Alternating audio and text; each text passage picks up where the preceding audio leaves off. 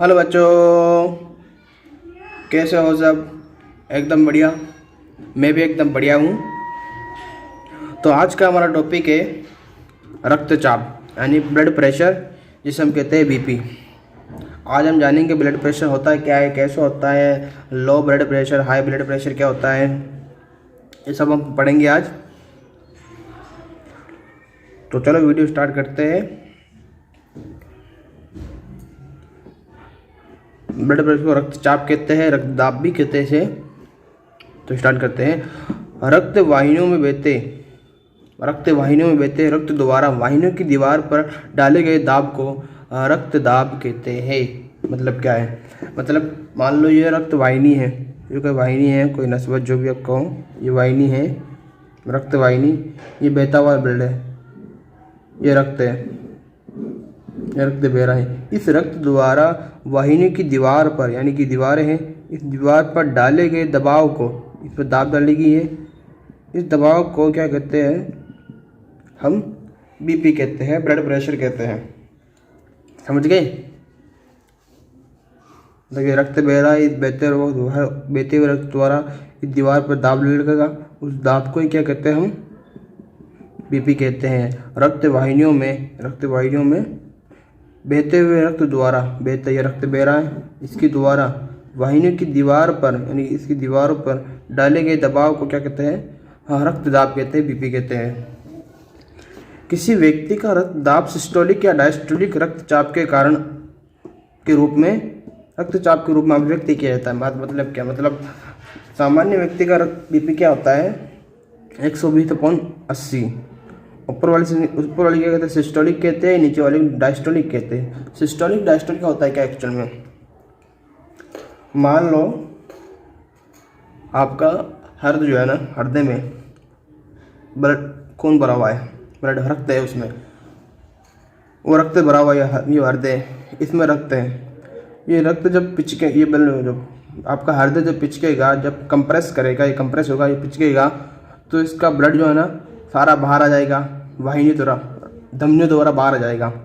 Oxygenated blood है ना, oxygenated blood जब धमनियों द्वारा बाहर आ जाता है, जो बाहर आता है ना, इसमें जब दाब लगता है, उसी दाब को क्या कहते हैं? सिस्टोलिक दाब कहते हैं।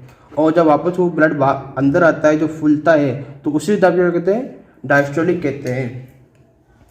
और इसमें मैंने लिखा है, आपकी किताब में जो लिखा था, सिस्टोलिक क्या होता है? ऊपर की संख्या को कहते हैं सिस्टोलिक कहते हैं, ऊपर की संख्या है सिस्टोलिक कहते हैं। धमनियों के दाब को दर्शाती, क्यों भी बताई दिया। जब जो हार्ट जो है ना, हार्ट पिचकता है, तो पिचकने के बाद रक्त धमनियों से होकर निकलता है, तो धमनियों के दाब को दर्शाती है। इसमें हृदय की मांसपेशियां धमनियों में, इसमें हृदय में मांसपेशियां रहती है वो बहुत सारी, तो हृदय की मांसपेशियां धमनियों में रक्त को पंप करती है। मांसपेशियां जो होती है ना हृदय की, जब हृदय पिचकता है, तो पिचकने से मांसपेशियां उस रक्त को धमनियों में क्या करती है? पंप करती है, पंप के अंदर भेजती है। उस पंप होकर वो रक्त पूरे शरीर में चला जाता है। ऑक्सीजनेटेड ब्लड याद रखना, ऑक्सीजनेटेड ब्लड मैं लिख देता हूँ यहाँ पे, ऑक्सीजनेटेड ब्लड,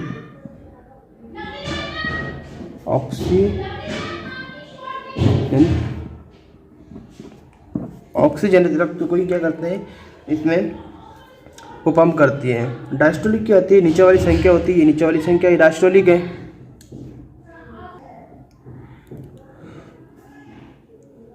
नीचे वाली संख्या है, वापस से देखो यार, डायस्टोलिक क्या होता है?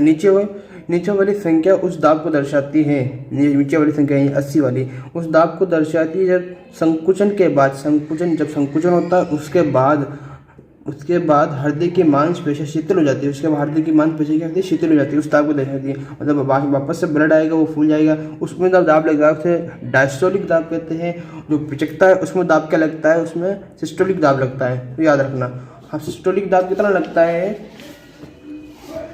सिस्टोलिक दाब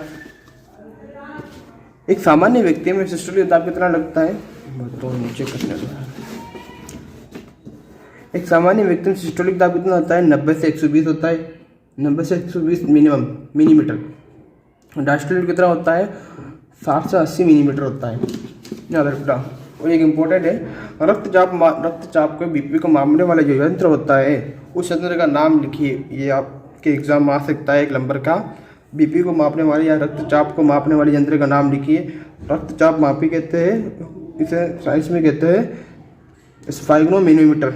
ये लिखना अगर आपके एग्जाम में आ जाता है तो स्फाइग्नोमैनोमीटर लिखना, ये ना लिखना, ये लिखना स्फाइग्नोमैनोमीटर लिखना। और ये भी आ जाता है कि सबसे पहले रक्तचाप किस में मापा गया, तो सबसे पहले रक्तचाप घोड़े में मापा गया। किसने मापा था, तो स्टीफन हेल्स ने मापा था, याद रखना स्टीफन हेल्स ने मापा ना। और बीपी की परिभाषा किसने दी, तो किसने, कापलन ने बीपी की परिभाषा दी थी। ये तो आपको बीपी। अब होता है लो बीपी क्या होते हैं और हाई बीपी क्या होती है। तो निम्न रक्तदाब, निम्न रक्तचाप क्या होता है, वे दाब जिसमें धमनियों में नसों में रक्त का प्रवाह कम होने लगे। क्या उसके लक्षण दिखें, यानी कि धमनियों में जो रक्त बह रहा है, मान लीजिए ये धमनी है, इसमें जो रक्त बह रहा है इसका प्रवाह, इसमें रक्त का प्रवाह कम होने लगे, मतलब कम रक्त बहने लगे इसमें, तो उस कंडीशन को क्या कहते हैं, निम्न रक्तदाब कहते हैं। तो रक्त कम बहेगा, उसमें दाब कम लगेगा। जब रक्त ही नहीं रहेगा तो दाब क्या लगेगा, दीवारों पर नहीं लगेगा। तो रक्त कम रहेगा, दाब कम लगेगा, तो उस कंडीशन को क्या कहते हैं, निम्न रक्तचाप कहते हैं, लो बीपी कहते हैं।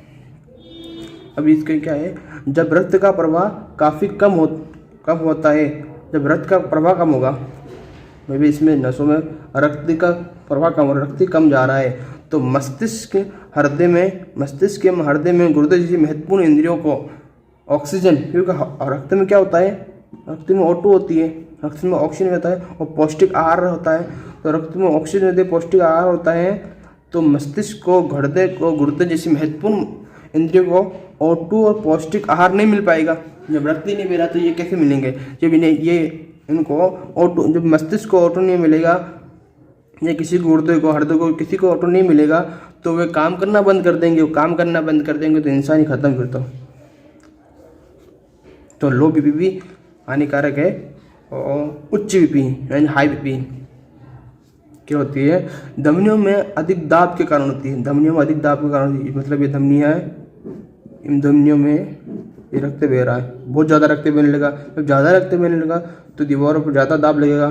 जब ज़्यादा दाब लगेगा तो उस कंडीशन को क्या कहते हैं, उस कंडीशन को उच्च रक्तदाब कहते हैं। धमनियों में अधिक दाब के कारण होता है इन चिंता से, क्रोध, ईर्ष्या, भ्रम, कई बार आवश्यकता से अधिक भोजन खाने से, मैदे से बने खाद्य पदार्थ खाने से, चीनी, मसाले, तेल, घी, अचार, मिठाइयाँ, ये इनसे खाने से भी क्या होता है, ये रक्तचाप होने लगता है, हाई रक्तचाप होने लगता है, हाई बीपी होने लगती है। तो इतनी चिंता भी नहीं करनी चाहिए, क्रोध भी नहीं करना चाहिए, ईर्ष्या, भ्रम, कई बार आवश्यकता से अधिक भोजन भी लिमिट में खाना चाहिए हमको।